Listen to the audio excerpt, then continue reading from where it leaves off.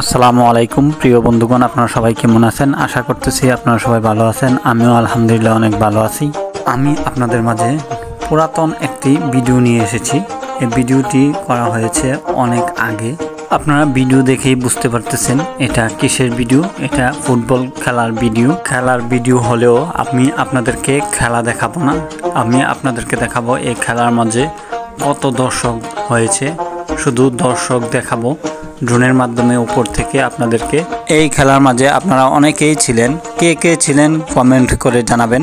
আপনারা যারা এই খেলা দেখেছেন কেমন হয়েছে এই খেলা কমেন্ট করে জানাবেন। খেলাটি হয়েছে নরসিংদী জেলার রায়পুরা উপজেলার আদিয়াবাদ ইউনিয়নের সিরাজনগর নয়চর গ্রামে, সিরাজনগর উমুলকুরা ফাজিল ডিগ্রি মাদ্রাসার মাঠে